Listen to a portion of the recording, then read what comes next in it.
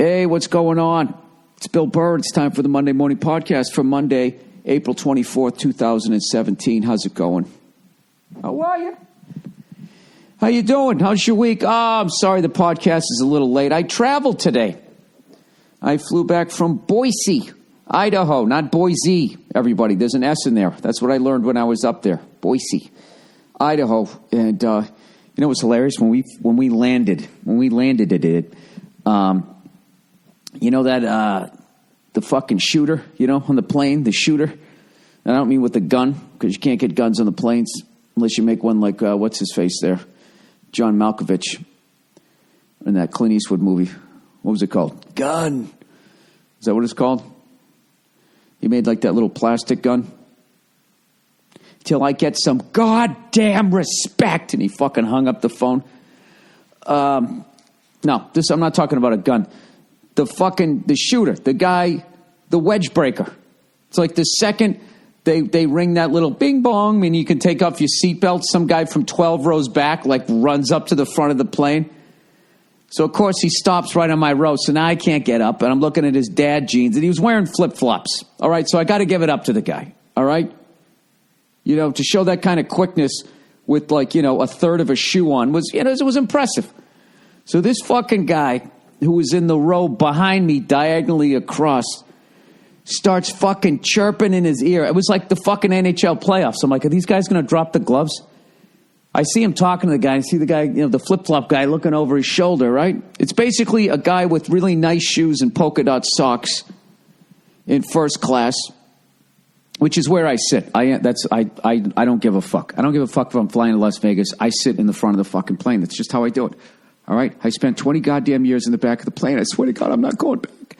Did I just spill the fucking tea all over the plane? What are the odds that I was putting my wallet on the fucking string to the tea bag and then this shit's just going to go all over the place? It's just, I swear to God, I'm having a hell of a like fucking 4 days here. Every goddamn thing, every little cunty thing that can go wrong. You know, first I break my computer screen and then the tea bag comes out. I mean, Jesus Christ, that's going to take me at least 11 seconds to clean up.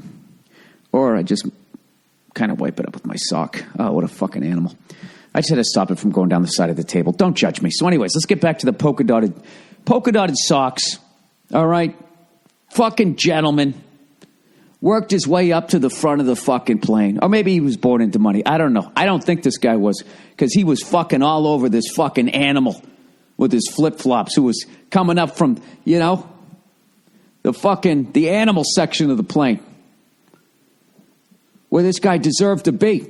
All right? I'm telling you right now, that should be your guy's goal in life. You got to get to the front of the fucking plane. And that's not a metaphor. That is it, literally. You have to get to the front of the fucking plane. Unless you don't travel that often. Then just, you know, suck it up. Who gives a shit? But if you travel all the time, you have to get to the front of the fucking plane. And I'm telling you, the only difference between the front of the plane and the back of the plane is they treat you like a human being. That's it. That's it. It's not like it used to be, where, you know, there was fucking broads up there and, you know, they'd meet you in the Eastern Airlines fucking lounge afterwards and they, you know, you having like a fucking, whatever the fuck happened in the 70s, you know what I mean? It's that incredible meeting of pubes that decade was. So anyways, this guy is fucking in the guy's ear. Like, I got my fucking... The free fucking Bose headsets, the wireless ones that those Bose cunts gave me, and then I found out they're spying on you. If you have the app, I had to delete the fucking app.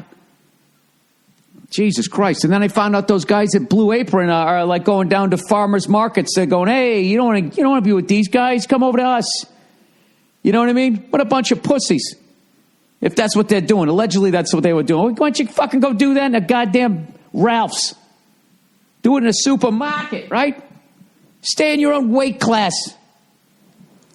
You colored apron cunts. It's fucking hilarious. This farmer's market guy was going off on him. He's going, Blue Apron, they eliminate the middleman. He's like, hello, you are the middleman, you dumb cunt. We eliminate it. We farm this shit. We're going right to the people. Anyways, I probably just lost a sponsor there, but I don't give a fuck, right? if that's what they're doing. If you weren't doing it, I apologize to everybody that, wears an apron the color of my balls right now. Okay? I apologize. Anyways, Jesus, Bill, can you get to the fucking fight? All right. Sorry. I'm a little distracted. I don't like doing this podcast on days that I travel. I'm a little scatterbrained there. More so than usual. All right? Before you make your joke. God damn, my new computer screen is gleaming. I'll tell you, underrated. Breaking your fucking computer screen. You take it down. You never go to the Apple store. Don't ever go to the Apple store. The Apple store is like flying coach. Okay? You're going to go in there and they're going to treat you like a fucking animal. They put themselves on a higher plane, walking around genius, right? On their shirt. What does your shirt say? It says nothing. Right? Like you have no fucking thought in your head and you got to go down there and go talk to those fucking wiry cunts. Anyways, no, you go to just some local fucking place. They charge you a little bit more, but you go in there, okay, and you get treated like a fucking human being. So I go in there and, and they see the busted computer screen. They know what the fuck happened. And I'm not going to lie to them. Be like, I got a little one at home and she knocked it off the table, doing that shit. I didn't do that. They go, what happened to it? I said, I stabbed it with my phone. So they start laughing. They go, why'd you do that? I said, because I'm an impatient person, and I'm not good at these things. And it seemed like the right thing to do in the moment, and I immediately regretted it. So now I'm here to give you my money if you can fix this. And they were like, absolutely. What's funny is I always have a piece of tape. I have a piece of tape over the fucking camera. So I don't want people watching me fucking jerking off to porn. I don't want to watch me muttering, walking around, talking to myself in the hotel room, trying to come up with new jokes. I just don't want people watching me. So that's the first thing I noticed. I was like, wow, this screen is really clean, and fucking Big Brother can see what's going on. I don't mind if they can hear what's going on. I just don't want them to see it. So anyways, there's this guy. He's got polka dot socks on. He's fucking, got a smart pair of wingtip shoes on, and he's just giving this guy shit. So I take off my Bose headphones, which they probably downloaded the entire argument. Those fucking spying cunts, right? So I take them off, and he's right in mid-sentence. Yeah, you just walk right up here. You hit me with your bag. What's wrong with you? And I can't hear what the other guy's saying. But this other guy, the guy in first class, you'd think he'd like some fucking guy with little soft hands, never worked a day in his life. He's fucking all over this guy to the point the guy who the flip-flop guy just turns his back and doesn't want to say anything, and this guy just keeps going. He goes, what are you going to do next? You're going to push down a kid? Hey, you might want to brush your teeth, too. He started giving the guy shit for how bad his breath stunk. I was like, I fucking love this guy. Fucking love the guy. Just the entire time it took him to get the goddamn jetway over. This guy is just in his fucking ear, and the guy wouldn't drop the gloves.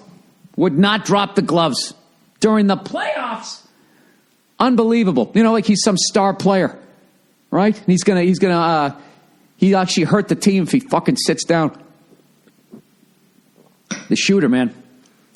I wished what happened. I wished I grabbed him by his backpack.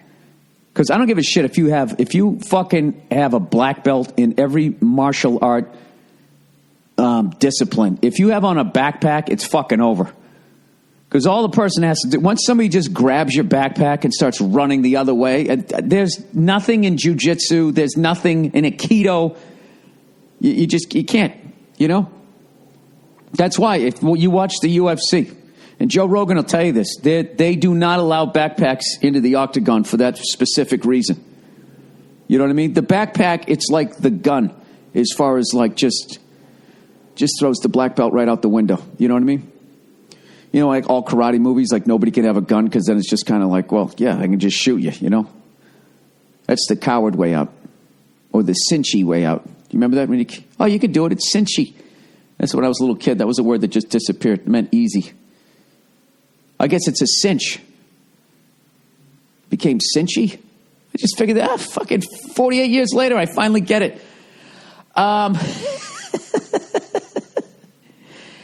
Anyways, I just wish I reached up, grabbed his backpack, and yanked it back, passed him to the polka dotted sock guy, and everybody just passed him right back to his fucking row. Would have been tremendous, you know? And I know a lot of you young listen to this podcast, and I could lie to you and say that pre 9/11, that was the America that I lived in, you know? Well, you know, you could sit in my house and not have to worry about somebody from the Geek Squad watching me fucking rub one out, you know, in the privacy of my own goddamn home. I have tape over every fucking thing I can find. They can listen, but they can't see. That's the deal. There's no video. It's just like the podcast. No fucking video. I'm in my living room right now. I got my TV. They got the little fucking camera up there. I'm not fucking doing that. I want to look at some fucking pimple-faced douche and play War of the Worlds, whatever these kids do. You know, War of the Worlds. Whatever the fuck is it? Warcraft, Minecraft, Mindhead. What is it called? As a video game transcended video gamers to the point that I actually know. Isn't it Witches of Eastwick? What is that? What is that fucking game that everybody loses their mind when it comes out? It's not Warcraft. Something like that. It'll come to me. No, it won't. But whatever. That's how you get out of your own stupidity. That's such a great phrase. It'll come to me. Why didn't I know that back in the day when I was in math class? You know? What is the sine, cosine, and tangent of that fucking hypotenuse? Mr. Burr. Oh, it's, don't tell me, don't me. You know what, it'll come to me. It'll come to me. Then my teacher will be like, hey, fair enough. Then maybe I wouldn't have to go to summer school 2 out of 4 years. I should have gone all 4 years. You know what I mean? My sophomore teacher let me off the hook and gave me a D-. And then senior year, I was like, well, what's the point? What's the fucking point? What am I, getting to a better community college? Yeah, it didn't make any fucking difference. You know what I mean? It's like when the fucking outfield's playing in, you know? And then the guy after the plate, he hits it over the guy's fucking head. He doesn't go get it. He just runs in. That's why I treated summer school my senior year. Not fucking doing that shit. What's the point when I can go out and get hammered, drive drunk, and do what you did in the 80s? Just driving around hammered. Hammered. You go down to the fucking liquor store, or the Packy, as we called it. Hey, go down to the Packy and get me a sixer, dude. We go down to the Packy store, right? You just stand there out front, you know, with your hands in your pockets, looking as conspicuous as possible. And then you just fucking walk up to adults and be like, hey, can you buy me some beer? You know, and there was no cameras back then. The television had just been invented. I mean, and nobody knew how to work these things. And people would do that. They would actually, like, not even think about the liability. They would go out and they, you know, you try to judge, like, get a buyer. That's what it was. You try to pick the right person, somebody who looked cool. You know what I mean? Anybody in a suit, you're like, fuck that guy. I'm not asking him. You don't ask a mom. You know, didn't ask any women. You know what I mean? Unless she hoarded up a little bit, then you got to make the judgment call. How involved in her life was her father? I don't know. No, I'm not doing it.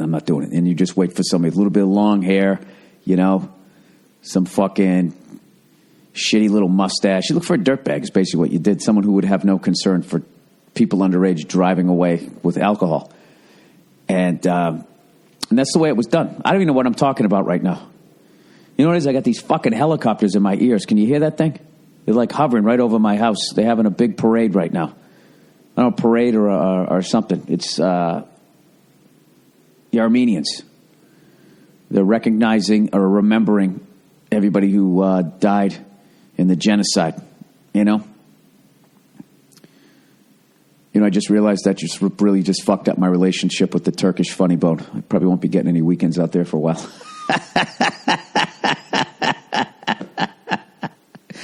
That in Kazakhstan or wherever the two countries are that try to act like, we never did that.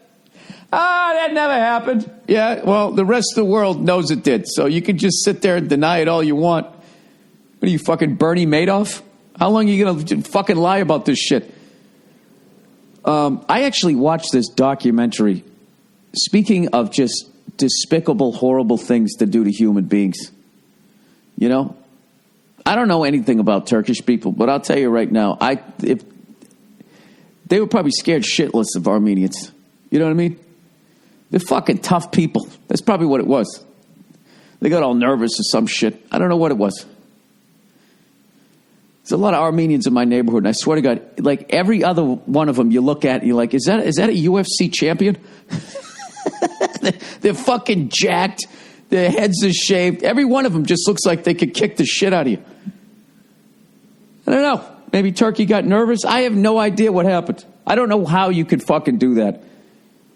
I don't know. The older I get, the more sickening human behavior becomes.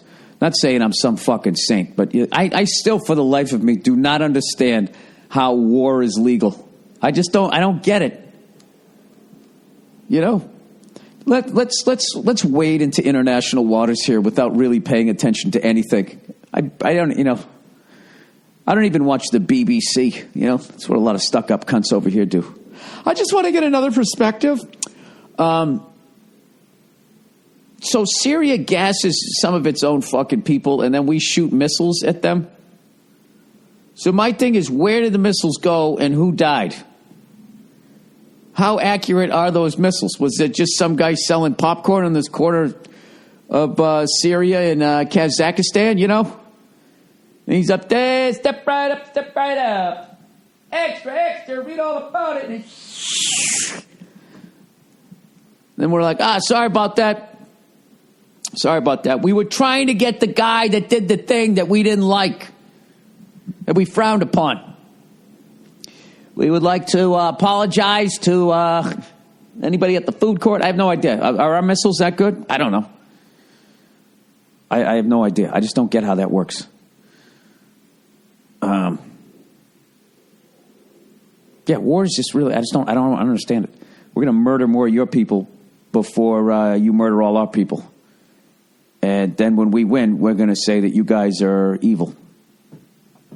Right? The only way is if somebody just starts with you. If they start it, you know, then you got to finish it. I guess that's how it works. You know what I mean?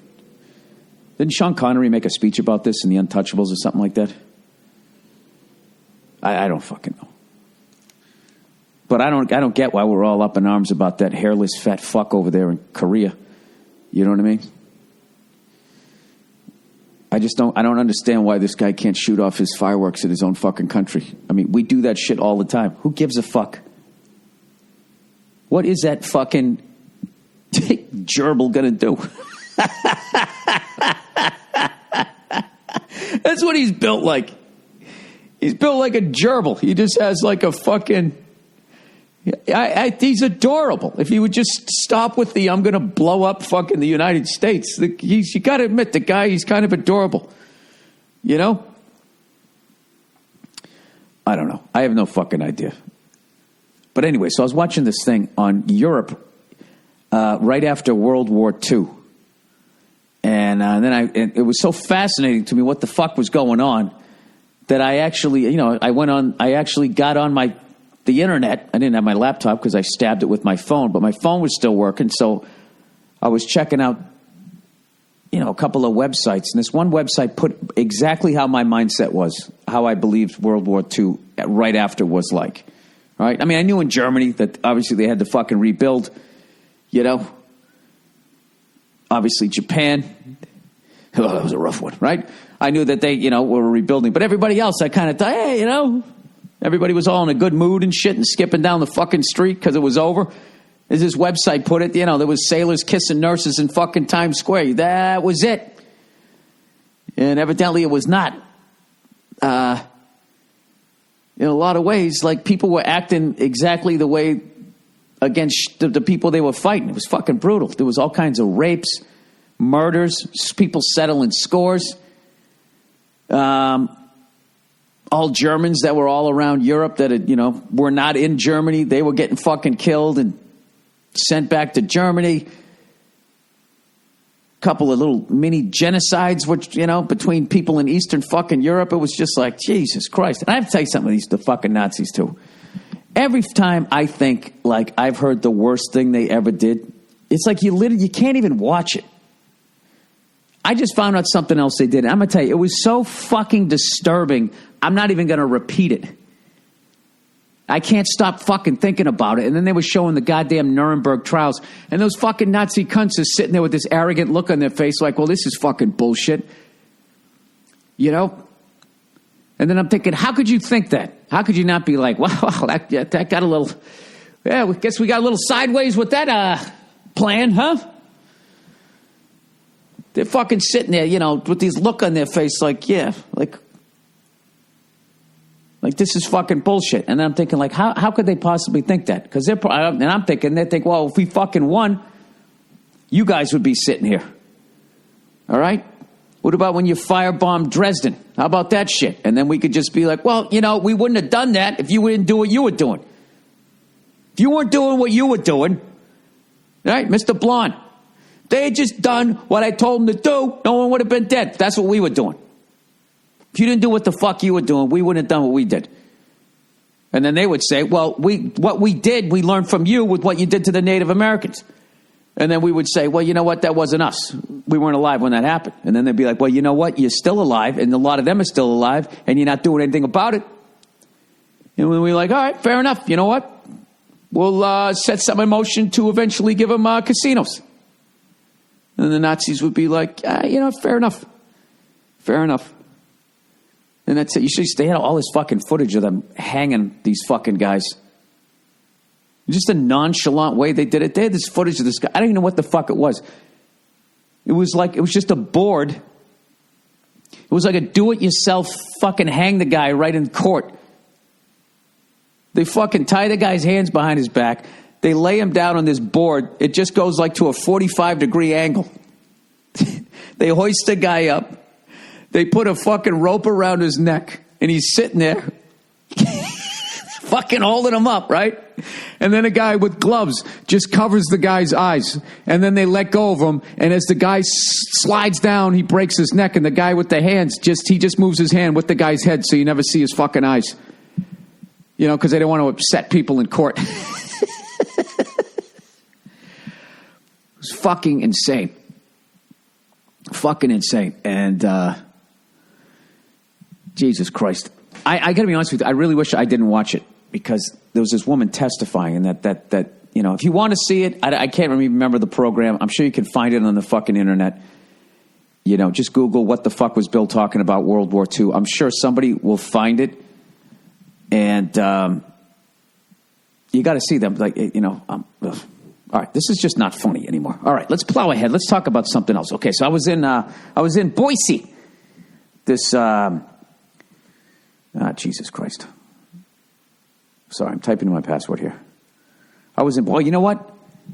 Has anybody seen Joe McIntyre's new show? Joe McIntyre from New Kids on the Block, from the movie The Heat. I got to work with him on that movie, and he was a fucking great guy, absolutely hilarious, right? So I was supposed to do a podcast with him to help promote his show. And I just completely forgot.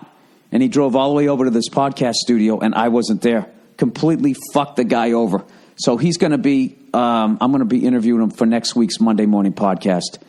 And he is going to give me a fucking ton of shit. So out of guilt, I'm like, fuck, I got to watch this guy's show because I fucked this up. And I put it on, and lo and behold, it's fucking hilarious. It's fucking hilarious. Okay, I'm not going to lie to you. I hit pause because I wanted to make sure that I said this guy's name right. Joey Lawrence did a guest star. I always forget. There was too many Joeys in the story, so I was going to fuck it up. He was fucking hilarious. And the guy who plays his agent is great. I don't know what his name is. I'm on the IMDb page. I'm going to fuck all of this stuff up. Everybody on the show is hilarious. Jamie Denbo, who I also worked with in The Heat. Who else was in? Donnie Wahlberg. All of these guys were just, it's really fucking funny. Thank Christ. Because I was already sitting there going like, fuck, I fucked this guy over. I didn't show up. And then I'm going to watch his show and I'm like, oh, God, what if it's terrible? Then what do? I got to sit there and cross. It's a great show. I can actually tell you, it's a fucking great show. I don't know what network it's on. I'm going to fuck it, but I'll know by Monday.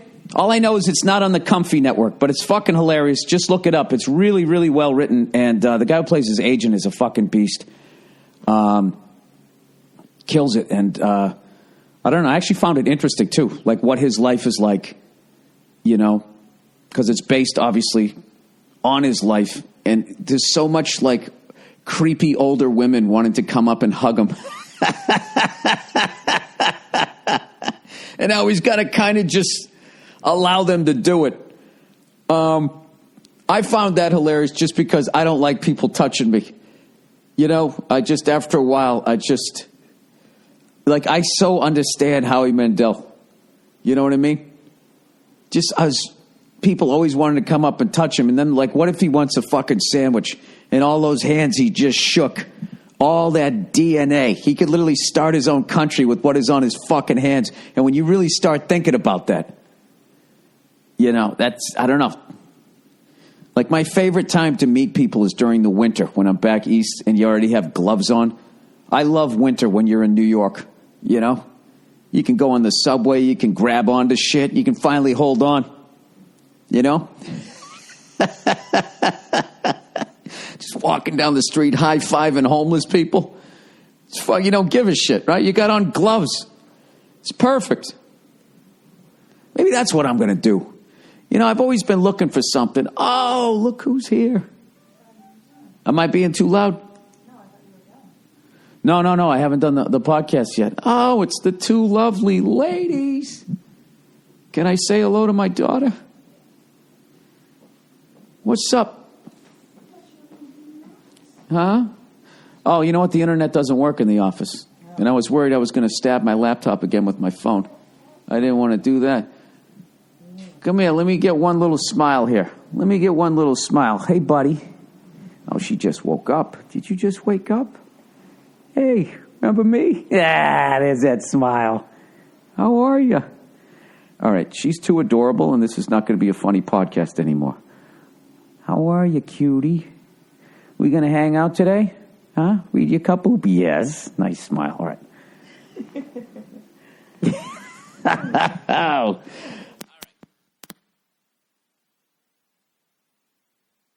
Sorry, I'm back. All right, let me do some of the reads here. So yeah, check out Return of the Mac. Nia, how funny is that show? Very funny. There you go. See that? Nia would never lie. All right, let me read some of these fucking things here. Where is it? All right, okay, here we go. Oh, Policy Genius. Life insurance. Do you have it? If you don't, why not?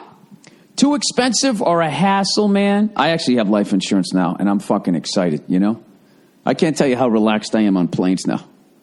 Now I know that if I die, it doesn't matter. I have rendered myself like just, I don't know, I've just sort of delegated everything out to this point that I'm just sort of useless. All right, PolicyGenius.com, the best online life insurance marketplace. The most accurate quotes from the top A-rated life insurance companies. Policy Genius has placed over $5 billion in life insurance for people like you. Jesus Christ. I wonder how many of the people are going to get murdered in that $5 billion. Do you ever think that? There is a fine line. Nia, now that I have a great life insurance, have you ever thought about offing me? Huh? Why would I incriminate myself by answering that question? Creepy fucking answer. All right. Policy Genius has a very simple, user-friendly website to shop and compare all the top-rated life insurance companies and give you the best options. They have a licensed customer service team to help you find the best policy at the best price. While you're there, check out their other insurance offerings, like pet insurance. Oh, Jesus Christ. Just flush it down the toilet. Go to PolicyGenius.com today to save over 40%. Is there a reason the door is open with those doggone helicopters? All right. Oh, my God. She just put my daughter in the little swing set thing over there. All right, now the tone of the podcast has to change. Hey, buddy. Never seen a kid smile so much like that. All right. Go to PolicyGenius.com. There's a kid in the room, people. To save over 40% off other prices for life insurance. When life insurers compete for your business, you save money. That's policygenius.com. Please spell it out, okay? POLICYGENIUS. Mia, I cannot do a podcast with a baby in the room. You knew that when you met me. Zero jargon, zero sales pressure, zero hassle, man. Life insurance made easy. Free quotes, zero hassle, peace of mind. Don't wait. Go to policygenius.com today. Oh, look who's back. It's our old friends, old Zip. Recruiter. Yeah, I wanted you to do the recruiter part. You ever know your wife's mad at you just by looking at the back of her head? Are you hiring? Well, are you? Do you know where to post your job to find the best candidates? Posting your job in one place, that's not enough to find quality candidates. If you want to find the perfect hire, you need to post your job on all the top job sites. And now you can with ZipRecruiter.com. You can post your job to 100 plus job sites, including social media networks like Facebook and Twitter, all with a single click. Find candidates in any city or industry nationwide. Just post once and watch your qualified candidates roll in to ZipRecruiter's easy-to-use interface. No juggling emails or calls to your office. Quickly screen candidates, rate them, and hire the right person fast. Find out today why old Zip has been used by Fortune 100 companies and thousands of small and medium-sized businesses. And right now, my listeners can post jobs on ZipRecruiter for free by going to ZipRecruiter.com/Burr. That's ZipRecruiter.com/Burr. Hey! Zip.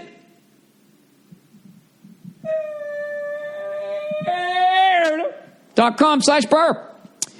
All right, what do we got here? Is it only one more? Oh, beautiful. You know what the great thing about shitting on advertisers are? You get less and less, and it's less reading out loud. All right, Helix, everybody. Helix, you're unique. You don't walk like everyone else, talk like everyone else, shoot shit like a United States Marine Corps, or sleep like anyone else. So, why is your mattress one size fits all? I don't know. It feels good. I don't know.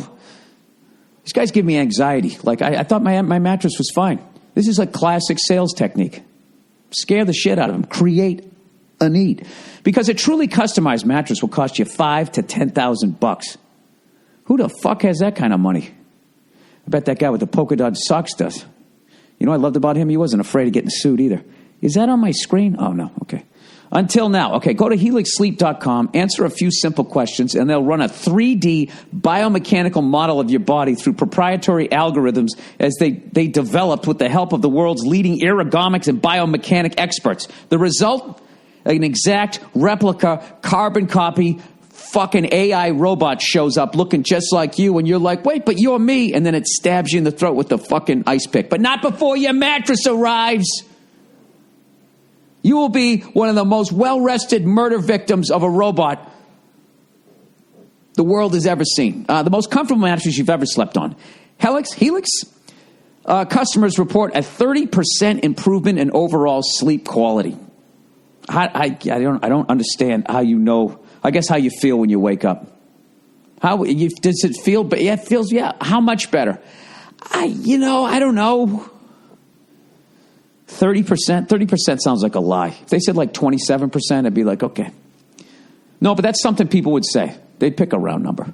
All right, you know what? I believe them. All right, and for couples, they customize each side of the mattress. That's the beginning of the divorce, by the way. Your mattress arrives at your door in about a week, and shipping is 100% free, and you and your wife can begin the slow drift apart like the way the continents separated, right? It all starts with I want the mattress to feel like this. I want it to feel that way. And you know how it works in a relationship. Somebody has to cave, but not anymore. Thanks to Helix Sleep, breaking up marriages for over 30 years. Your mattress arrives in about a week, and its shipping is 100% free. That's why everyone from GQ Magazine, oh, Jesus, GQ Magazine, oh, my God, get out the moose, to Forbes, oh, the banker cunts, are all talking about Helix Sleep. You have 100 nights to try it out. Gross! And if you don't love it, they'll pick it up for free. Yeah! And give you a 100% refund, no questions asked. Whenever I picture them picking it up, I always picture fucking Jesse and Mr. White showing up in their hazmat suits. Go to Helix, speaking of Boise, right? Aaron Paul, he's from up there. Go to helixsleep.com/Burr and get $50 off your order. That's helixsleep.com/Burr, helixsleep.com/Burr. Okay. Anyway, so let's get on to... Okay, so I was up there. I am going to talk hockey, but I'm trying to avoid the pain. I'm trying to avoid the pain, okay? I just thought about Carlito's way. Here comes the pain. I reloaded. Kleinfeld is my friend. That's one of my favorite roles Sean Penn ever played. I fucking love him in that. I love him with the fucking perm and the receding hairline. You know, he's doing the fucking blow. Cop comes in, says all that crazy shit to him, trying to scare the shit out of him. He just looks at the cop and goes, dun, dun, dun. Fucking hilarious. Oh, I love Sean Penn.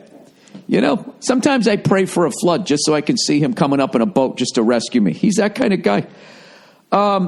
Anyways, so I'm up in Boise, Idaho, working the Egyptian Theater. Had a great fucking time. Despite the fact, for the first time in like 12, 13 years, I had to kick somebody out of the show. And I never do that. And I told the guy, I don't want to do that. I think it's a pussy move by a comedian. Deal with the heckler and that's it. But this guy was just, he just was, you know, he wasn't even remotely coherent. And I don't know. I offered to pay for his tickets and all that. I was just like, dude, you got to go. You got to fucking go. And I gave him like one more word. You could just shut the fuck up. And he still... Like, I couldn't even respond to what he was saying because I couldn't understand him, and it was getting ugly. It was getting ugly. So you know, I apologize to the people there, and if the guy's listening, you know, just come back next time sober. All right, that's all. I didn't want to do it. All right, I'm sure you woke up today all fucking mad at me. You know, when they threw him out, they found 14 beers, empty beer cans underneath his seat. I don't know. I don't know if they're trumping up the charges. I don't know if because he was in the front row, a bunch of rows of beers, cans rolled down to him. I don't pretend to fucking know. But anyways, I was performing at that theater, and one of the coolest things anybody has ever done for me, the people at the theater heard that I played drums, so they rented a drum kit. And during the day, I got to go into the theater, and just fucking... you know, put on my Walkman, whatever the fuck you call it, the iPod thing, my phone, my little handheld stereo, and just rock out, man. I had a great time. And whoever tuned up those drums, they sounded great. The snare was fucking unbelievable. It was like a marching. I don't know how deep it was. It was like 6.5 by like what's the next size up? I'm sorry, it was like 14 by 6.5. What's the next size up? Is it 8 inches deep, 9 inches deep? But this isn't a porno here, people. I'm fucking asking. It was incredible. Incredible fucking sound. And it was this old Ludwig's, and they didn't even have like the usual like lugs on them. Whatever the fuck you call the things you unscrew when you're tuning up and tuning down the drum or whatever, or tensioning the drum, however the fuck you're supposed to say it. They just had screws that were all stripped. So it's got this great kit, but to adjust it, I had to take out a pair of pliers that came with the drum kit. So it was a 5-piece, broke it down to the 4-piece setup, the Steven Adler fucking setup that I fell in love with when Appetite for Destruction came out, you know? When I was going down the slippery slope of I want as many drums as possible because I was listening to Iron Maiden, and then Steven Adler came out, and I'm like, this fucking guy's getting more music out of these 4 drums than half these guys are with these fucking 15-piece kits.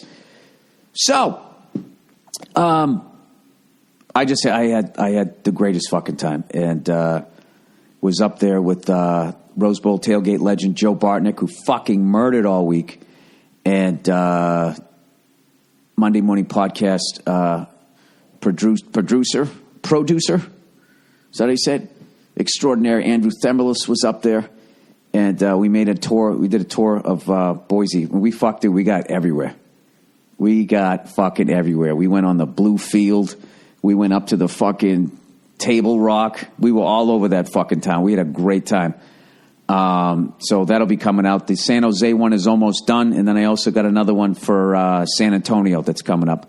So I'm just going to start doing those fucking things. I don't know why. I like doing them. They're fun. Plus it makes me get out and do shit, I've been to Boise a number of times. I never got up into those fucking hills, So, all right, I think I've avoided it long enough. Let's talk about the NHL playoffs.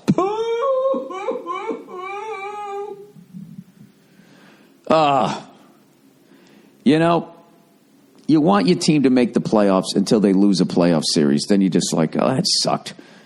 Shouldn't they just not have made the playoffs? They could have just ripped the emotional Band-Aid right off. Congratulations. I'm saying this through gritted teeth. Congratulations to the Ottawa Senators. It was a well-played series. I had nothing to respect for you guys and your organization. Good luck in the next round against the New York fucking Rangers. And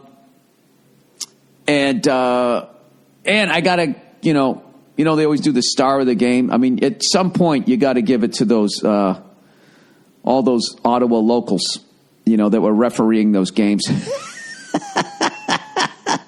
Particularly Game 3, Game 5, and even a little bit of Game 6. I'm not saying I'm not saying that's why we lost, but Jesus fucking Christ. All I wanted was a little consistency. And here's the deal. A ref can fuck you in one game, but when it's like 3 out of the 6, Jesus Christ. How many times did we have to win Game 5 before we had to score like 2 fucking goals? They're fucking sitting in the crease covering the puck up. In the crease, not the goalie. Okay, for those of you who don't watch hockey, I've been watching hockey for 37 fucking years. That's a penalty shot. They have replay. I don't know how they met. After further review, when the defenseman put his hand over the puck, we could no longer see the puck, so it was inconclusive as to whether it was underneath his glove or not. So we actually won Game 5, despite the fucking refs trying everything they possibly could to give Ottawa a chance to fucking win it. Game 3 was a debacle. End of the third period. I can't remember who the fuck it was. Someone on Ottawa just stood up and punched one of the Bruins in the face, and we got offsetting roughings. We both got 2 minutes for roughing. The Ottawa guy for punching the dude in the face, and I guess the Bruin for not ducking. I don't know what we got. 2 minutes for not ducking. For allowing yourself to be punched in the face. I have no. So it was like, all right, that's what he's going to do. When I saw that, I was like, okay, this ref is like, it's going to be even strength.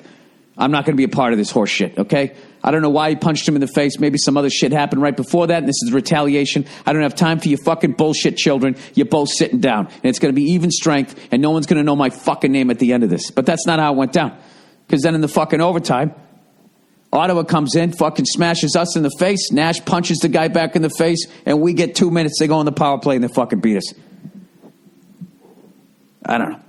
I'm not even saying that we would have won the fucking thing, but it's just like, well, why do that to me? Now I got to think of that the whole fucking summer?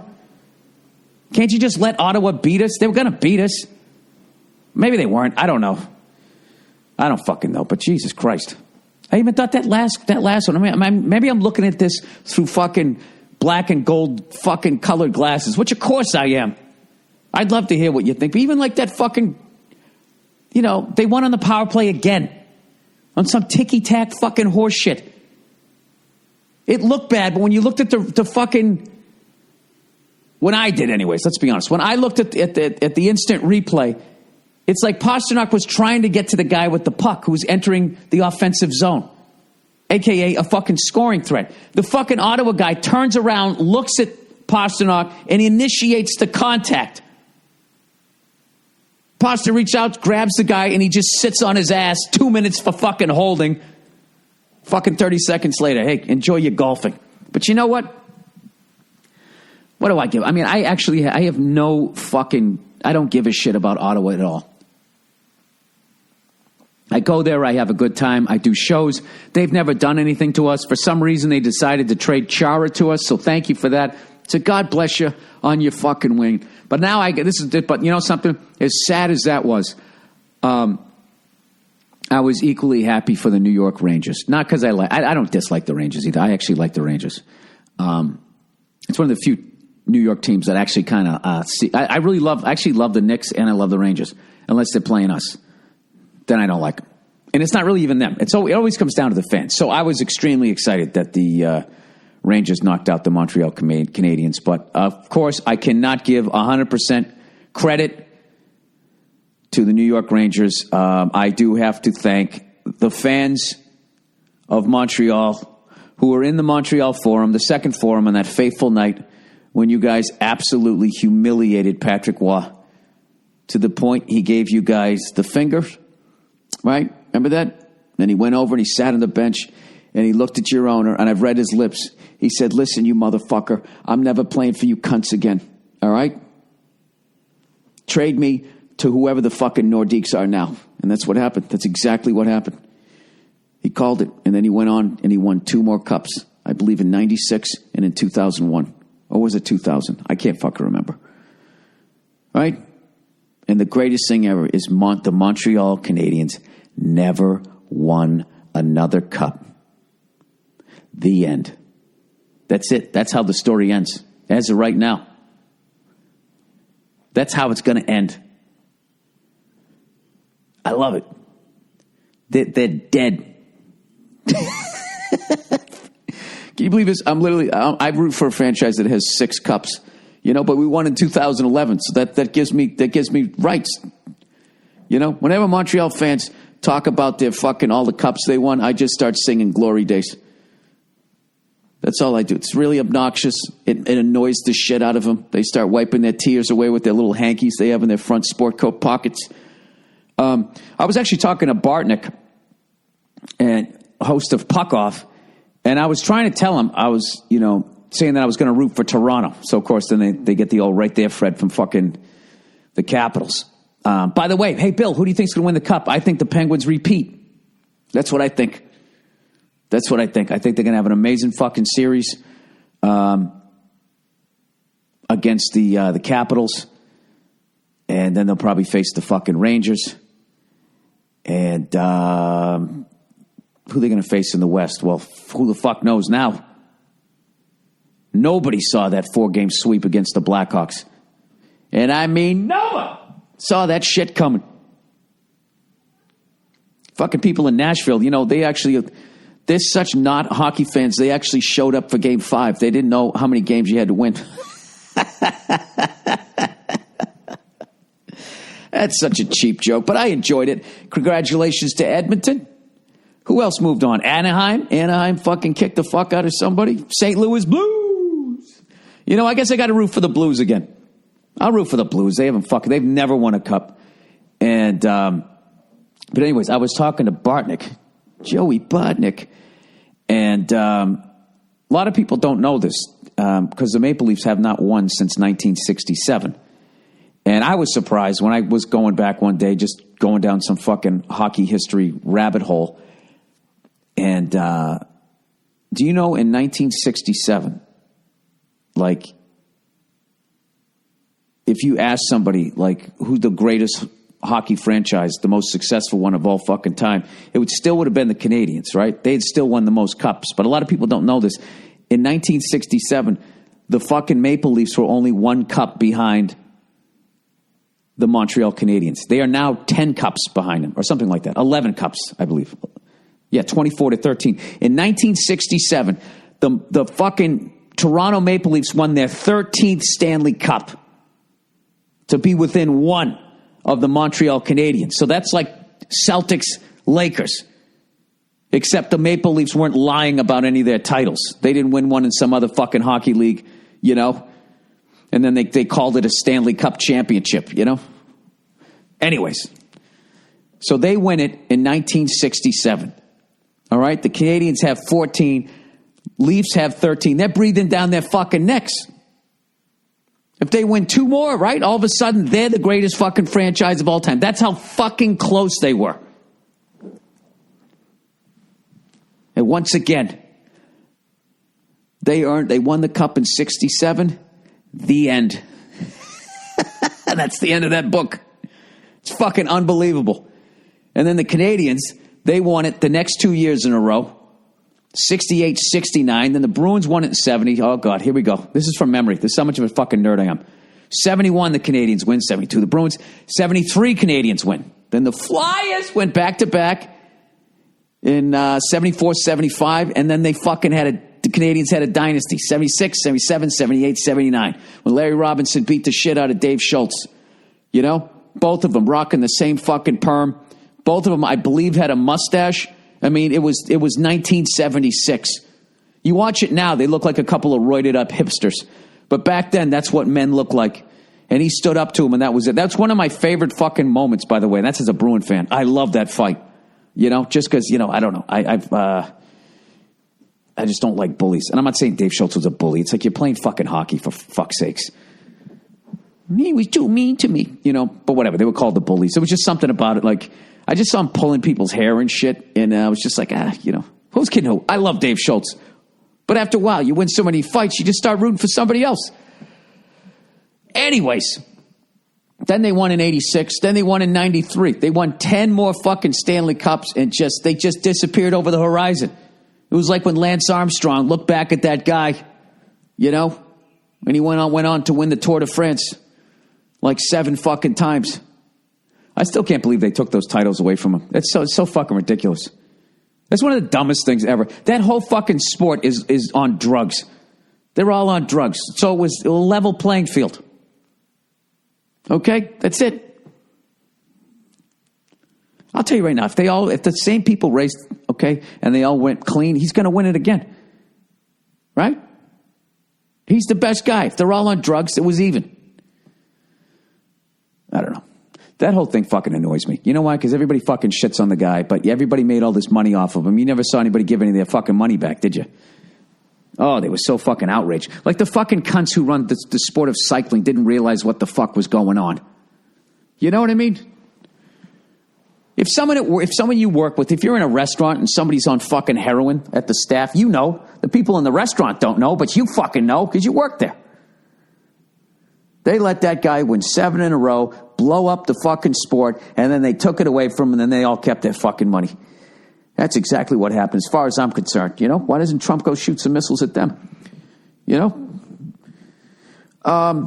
Anyways, I don't know what the fuck I'm talking about. Let me fucking type in my goddamn passport. Passport? No, my password.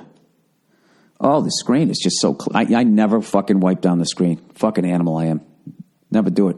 I'd rather squint for some stupid reason. All right, let's do a couple questions here. All right, Big Eyes follow-up. Hi, Bill. I listened to your podcast when you were Googling Big Eyes and heard you mention the fiasco that occurred, which you dismissed, assuming that it wasn't the same artist. Actually, there was a fraud involved. The husband took credit for the wife's artistry, which came out after the images were licensed. Love your podcast. Love you. Go fuck yourself. And by the way, I am a 62-year-old woman. Oh, God bless you, sweetheart. Yeah, I actually looked it up. Yeah, that guy was a fucking creep. We should put a link up to that. It's a crazy story. My favorite part of that story was, I forget, there was some big fucking, you know, one of those things that like socialites show up to. You know those people who are just, you know, they're famous because they go to these parties where famous people are there, and evidently they just have a great conversation. You know, they go in there and they talk about fucking hot air ballooning or just something. Just I don't know. People just find them fascinating because they can go from subject to subject. You know, while eating appetizers and not getting anything between their teeth. I don't know what it is about fucking rich people. They are fascinated. I think they got so much fucking money, they just get bored, right? And God knows they're not talking to their wives anymore. You know? They went out and they got themselves a mattress that, you know, 2 different kinds. Right? Fucking banker. He probably wants a heated one, the reptilian cunt. So, I don't know if it was the World's Fair. I don't know what it was, but they fucking bought, they bought some one of those big-eyed fucking kid paintings. And somebody in the New York Times or one of these fucking papers that all these fucking socialite cunts want, that respect, trashed those drawings, saying they're creepy, they're hacky, it's awful, it's terrible art. What happened was they just became too mainstream, and people got sick of them, and they trashed them, and then they immediately took it down. I think they commissioned her to fucking paint the goddamn thing. I mean, what a fucking shame. One article, it's like you like that shit. You liked that shit, and then you commissioned that artist, you told her how much you fucking liked her and you appreciated her work, and one little fucking article, what did you do? All of a sudden you were like a fucking kid in high school who wasn't strong enough to say, yeah, I'm friends with that snot-nosed kid over there, right? And stand with him. You know, you didn't. They just stepped away and they watched that lady get stuffed into a fucking locker with all her goddamn paintings after what the fuck happened to her and her husband. I'll tell you right now, that's reprehensible. All right, Captain America, everybody. Hey, Billy Bruce Banner. I don't imagine you're spending your free time reading comic books. Yeah, I can't get into them. I really like the way they're drawn, though. And I also, like, the superheroes always have, like, they have, like, the hottest girlfriends. At least the ones that I read. Spider-Man's girlfriend was fucking ridiculous. Jesus Christ, the fucking titties, ass, and legs. I mean, she was fucking amazing. Beautiful, beautiful goddamn woman. That's why I don't like the movies. You know what I mean? Because nowadays they got to make sure they can't go too fucking pretty now, or else all the fatties get fucking upset. Yeah, that's an impossible image. Go to the fucking gym. Do I fucking cry when Brad Pitt takes his shirt off? Maybe I do, but I don't tweet about it. All right, I don't imagine you spending your free time reading comic books, Bill, but I thought I'd share some news with you, man. It was revealed months back. The Captain America was actually a Hydra spy all these years. Hydra is basically the Nazis. What? All right, it was assumed that they would write it in that he wasn't actually a spy this whole time, but was pretending to be. Well, this month they decided to make it so that Captain America is and has always been a bad guy. The story elements they are adding are trash, so it's not even a cool twist. Is there anything better? Is there anything better than the pissed off comic book reader with the direction they're taking the story? You like that fucking Dolores Claiborne, whatever the fucking name is, Misery, whatever the hell her name was. This isn't how it should end. What else are they supposed to do? He's been a good guy for 100 fucking years, and I'm gonna tell you right now, you fucking comic. Am I even gonna read the rest of this? You guys have, out of respect, I'll read the last few sentences here. He goes, "I'm not a staunch Republican." Where the fuck did my screen go? "I'm not a staunch Republican or a wild Southerner. I'm just a guy who is tired of this self-hating trend. What's with people hating traditions so much that they can't stand a hero just being a hero?" Oh, I see. You went in a different direction. This is good why I read it. Okay. "I think you'd like some of the newer comic titles. Pictures and words and some good stories. Makes for an easy, stimulating read. Just don't read Captain America. Love you. Love Nia. Congrats on the little lady." Thank you. Sir, what you're dealing with here is money. That's why they're doing it. They have exhausted every fucking possible storyline. You know what I mean? Like, do you remember the Brady Bunch when they had to bring in Oliver? Right? Remember Happy Days? Like, after a while, like Ron Howard, he just left. It's just like, there's nothing left to do with this character. I'm out of here. And all of a sudden, Fonzie started wearing suits and he was teaching a mechanic class. He became a teacher. This fucking hooligan riding a motorcycle. Next thing you know, he's pulling up in a station wagon, teaching this fucking guy with blonde hair how to fucking tune a carburetor. And he's actually helping them with their problems. All of a sudden, it became like Welcome Back, Kotter. It's because they were out of ideas. It had run its course. And I hate to tell you this, but Captain America has run its fucking course. All right? They're going to get themselves out of this. All right? They'll do the classic thing that, it wasn't actually the real Captain America. It was fucking somebody else. But the thing is, dude, who you should really blame is Al Gore. He's the reason that this is all going down. Because, as we all know, Al Gore invented the internet. He said it himself. He said it himself, and he said it again. All right, the man invented the internet. And the internet, gave birth to fucking Napster, which gave birth to all of these things where people could watch movies and shit for free. Right? Napster obviously was music, but the other shit. People go on Pirate Bay, they just watch all these movies for free. So what happened was that killed the fucking $30 million to $70 million movies. Like, they just went away. So then everything became either super fucking cheap or a $100 million superhero fucking movie where it's like, all right, we're going to just spend all this money and people are going to go because they're going to want to see special effects in, at the movie screen. That's what happens. So, and they made 9,000 of these fucking movies, and there's nowhere else to go with them. I think they made a couple of Captain America movies, didn't they? I don't fucking know. But now what they're going to do is they're going to set this up that now this guy is actually a fucking Nazi, and who was doing all this great stuff in America. I don't understand. He was like saving children while spying on us. I don't know. They're somehow going to try to explain all of that shit. I have no idea. But eventually he's going to fight Batman. All right? We all know that Batman has one professional fight under his belt, and he's 0 for 1. Right? He lost to Superman.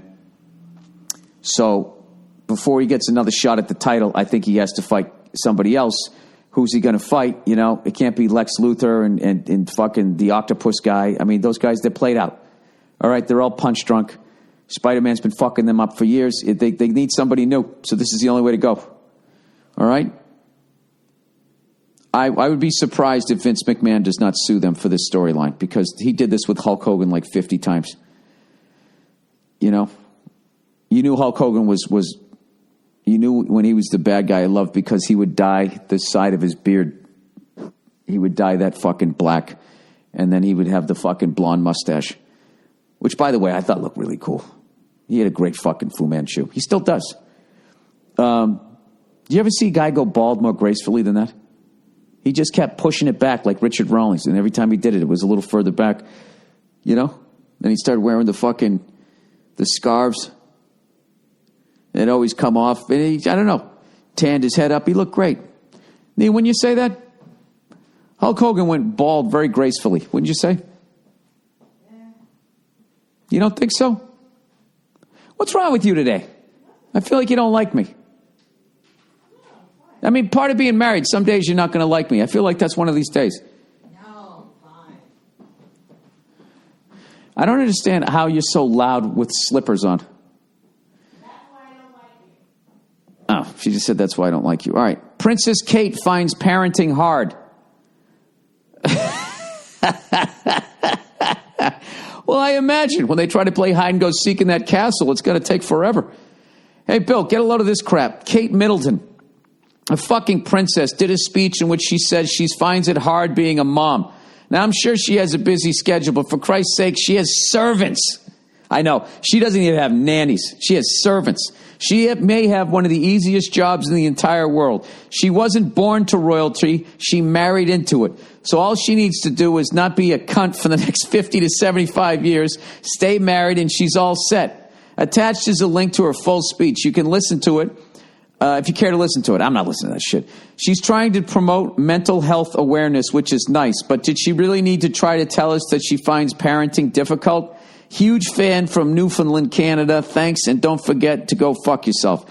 Yeah, I mean, this is the thing. When a kid comes into your life, there's an adjustment period. So she was sitting there getting fanned by feathers and all of that shit, right? Having somebody bring her a little Dagwood sandwich. She's sitting on, the Louis the 15th fucking, I don't know, ottoman. Is that a word? Is that a piece of furniture? It is, isn't it? Or is that an empire? Yeah, and then all of a sudden the kid's there and she has to pretend to give a fuck about it. I think it just makes her photo shoots more difficult. What did she name her kids? They probably gave him some old white guy named like Winston. Ebenezer the fucking 19th or some shit. I have to be honest with you. Like, that has to be the most boring fucking life you could ever fucking live. Being a fucking princess. At least when you're a prince, you get fucking guy goes around, he flies helicopters. He was in the goddamn army. You know what I mean? Goes out, he does shit, right? Hangs out with the boys, he's smoking cigars. What do you do as a princess? Once you're fucking married, you rode down on the white horse, you had your wedding, right? Everybody shows up. All the women in the crowd giving you the evil eye because they wanted to be a princess. All the haters. There's nothing good about that ride-in. Because it's either going to be haters or people just sobbing because that dream's never going to happen for them. So that's all you see is people staring fucking daggers at you next to fatties and fucking weirdos like, she's so beautiful. I would think it would be hard to be a princess. It's the mind-numbingly boring fucking life that you're going to live, you know.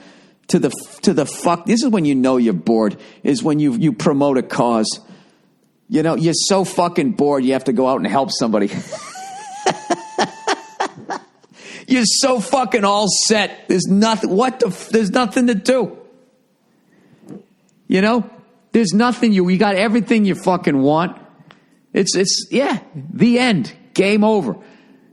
Now what do you do? Now you got to go down to some third world country and start installing plumbing or some shit. I mean, you have to do something. Either that or you just become like one of those Dudley Moore characters. You just get shit-faced every day. That's what I would do. Take up like archery and shit. I'd just be in the backyard just fucking shooting stuff. Walking around with some fucking ridiculous cognac. I would be such a piece of shit, you know? I really would be. If you know, can you get written out of the will? Can you get unfucking ex-princed or something like that, excommunicated from that? That's exactly how I would do. Oh my God. I would have all the fucking sports packages. I'd go to all the fucking games. All right. I wouldn't give a shit either. I would be fucking ridiculously blowing the money. And like, that would be my goal in life. Like, how overt can I be with the English tax people's money? They're, what am I trying to say? The English taxpayers' money. There we go. You ever seen somebody like dyslexic when they're just talking? I mean, you think I'm trying to read this shit. I always flip words around. And by all means, all of you who aren't doctors, please diagnose me and tell me what sort of fish oil I now need to take to cure it. That's what I would do. I would just like, my goal would be by the time I'm 42, I want them to I could easily do that. I could get X fucking, you know, you're no longer a duke, you know. Oh, you know what would be great? You know what would be great? The people would actually love you. I wouldn't say we're done hating you. The second you walked into a pub, you have no more security anymore, and you just come walking in. And they're, yeah, well, you really fucked that one up, didn't you, you cunt? You'd be like, yeah, I did. I had a great time, though. The fuck was I supposed to do? I was living in a castle. You'd fucking, you know, that would be it. The next, you know, you're sitting in the bleachers, right? In the fucking pit at the footy games. Just being a regular guy, getting fucking hammered, eating fish and chips. And just laughing. Just laughing at how bad you fucked up your life. And all those fucking sad sacks, they'd love you. Anyways, fat yoga instructor. Hey, Billy Redsack. I don't know why that struck me so funny. I mean, I see it every day. You'd think that would be an old joke. I work out here in L.A. as a personal trainer and teach some yoga classes here and there. I've been teaching yoga at this studio for over 4 years, and I got this fat-ass cunt for a manager. Bill, she's got to be 80 pounds overweight, and despite being around all this healthy lifestyle, she has done nothing to improve herself. I'm talking donuts and cookies. I fucking love this person. Oh, my God. I love both of these people. I love that you're calling her out for being fat or him out, and I love that this person's sitting there fucking eating donuts in a yoga shop. What do you call it? A studio. A dojo? Crib. I'm talking donuts and cookies in the studio lobby around people that are there to avoid these temptations. That's fucking hilarious. Anyways, I've kept my mouth shut for years, but recently we had our annual class review where the manager comes and sees how your class is put together and how you are with the students, etc. This whale couldn't even get through the first 15 minutes. She was beached on her mat belly. She was beached on her mat, belly up, gulping fucking water. Oh, she went into whale pose. Then afterwards, she had the nerve to criticize my class that it wasn't challenging enough. Oh, my God. And you didn't say anything? Okay, this is their reason the grudge is being held. Okay, I should say the reason. The reason the grudge is being held is that my annual raise was a mere 30 cents. And I wonder if that criticism affected it. Give me that Billy Burr philosophy on the situation. Love the podcast. Congratulations on the baby. It was great hearing her on the podcast the other day. Go fuck yourself, fire nips. Jesus Christ. Really coming at me with the fucking redhead shit today, aren't you? I think the whole thing is fucking hilarious. I got to ask you something, all right? You've been doing this shit there for over 4 years. Why don't you eventually start your own thing at this point? You know?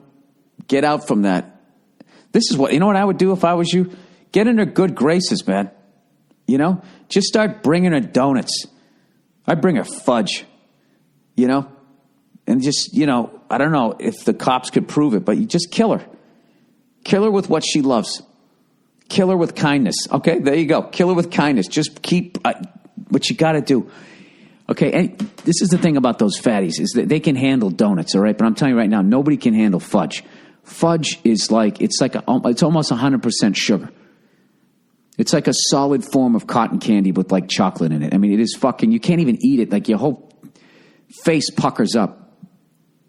This is what you do. You come in and you make a tray of fudge. All right? You cut a piece out. This is what you do, okay? You cut a fucking piece out. All right? And just, you know, give it to the birds or some shit, right? I think sugar's good for them. I can't remember. It's either good or it kills them. Either way, just give it to the fucking birds, right? Then you bring the fudge in there. So now it looks like somebody already took a piece, so she's not going to feel guilty. And I guarantee you. You do that, and the sugar's going to fuck with the joints, all right? Then you come in with some bacon, some sandwiches. You just keep going, sugar, salt, okay? And just, you know, that 30 cents they should have given you, you take another 30 cents out of your fucking check every goddamn hour, all right? And you put it towards giving this person food that'll slowly kill him. There you go. Or you get a new job. I don't know. I just think killing her would be funnier. All right, disowning your daughter. Hey, Billy Bathgates, would you ever disown your daughter if she brought home a ... hack comic? Oh, Jesus. Think of the hackiest type of comic you can think of. And in the future, she brought him home talking about how she loves him and how he's the funniest comic ever. Oh, God. He's got a YouTube channel, tells jokes with a lampshade on his head, etc. She asks you what you think of him. You tell her he's a hack. She gets mad at you, tells you you don't understand him and how he's funnier than you. Would you disown her and tell her she can't bring the hack into his house? No. Joke thief. Yeah, joke thief. He can't come in the house. You can't come into my house as a fucking joke thief. This is what I would do. You know what? Even if he stole fucking jokes, I know he's going to get caught and people are going to call him out on it. I wouldn't say anything, all right? Because I'll tell you this. I've seen how that goes down when you say you don't like somebody that your kid likes. You know what I mean? And then there's all those in-law problems, all right? This is your job as a parent is you got to trust your kid's decision-making, all right? They love the guy. You just got to go with it. You know what I mean? And then if they get divorced, you can't be like, hey, you know, I was, you know. Because why did you fucking say something? Because you'd hate me. Jesus, why would you bring that up? I'm 3 months into this. I want to enjoy my daughter growing up. Jesus Christ, you already got me picturing being at the fucking wedding.